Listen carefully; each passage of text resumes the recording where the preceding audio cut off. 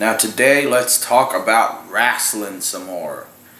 I was watching last night, which turned out to be the main event of Raw, of Seth Rollins versus Chris Jericho.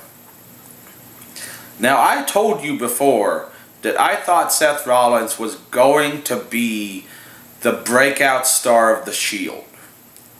I actually have to change my mind on that and think it's now going to be Roman Reigns, because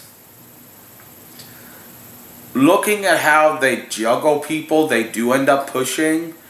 I don't think it'll be Rollins. I think it'll be Reigns, because he's getting a slower push. And I think Rollins, they're going to fuck all up. And he's going to end up like shaving his head and wearing a fake mustache and doing the Charleston. That's going to be his character. He's going to be 1920s Charleston man. And he's going to do the Charleston to the ring and then get his ass kicked for 20 minutes every night. But the match was pretty good, the little bit I watched of it. Because I had just got home from work, and that was the only one I could catch. Now, I could go on the WWE Network and watch it tonight. I just don't want to. I did watch the new Wolverine movie, and that one was cool. But anyways, I seen Seth Rollins do something that I haven't seen in a long time, and that is, as the villain, he bit someone. And the reason this is impressive is, on the WWE Network, I was watching the old shows from Madison Square Garden, which was the big events in WWF before pay-per-views. And all of the villains would bite. Even like Sergeant Slaughter and Pat Patterson. They would bite people. And so it was neat to see that little throwback to the old villains of him biting people. So I like seeing those throwbacks and stuff in wrestling. I don't know if you do, but I do. Like when the Intercontinental title became, it got a white strap again. Though I will admit that Ultimate Warrior's Intercontinental title was awesome, because he was the Ultimate Warrior and that guy did a lot of cocaine.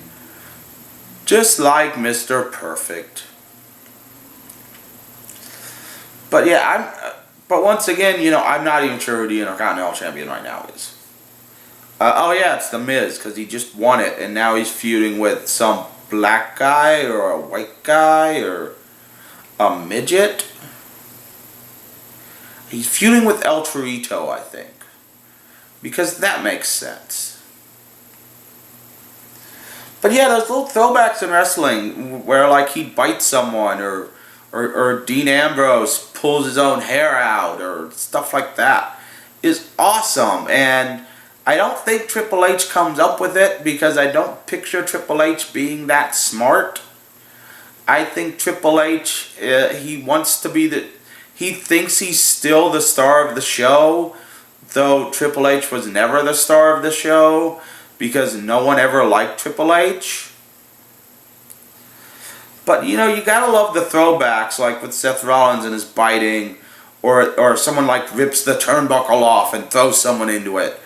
These are old things. Or like in that match later on, when he tripped Jericho, I think, and shot him into the second turnbuckle. Head first. These are old school things they used to do. And they're fun little reminders for those of us who watch wrestling from the past.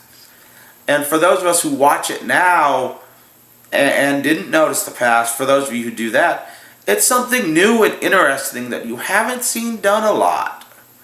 So it's like, okay, this is pretty cool. That's kind of new. He thought to bite someone. Because you don't think anyone's ever thought to bite anyone.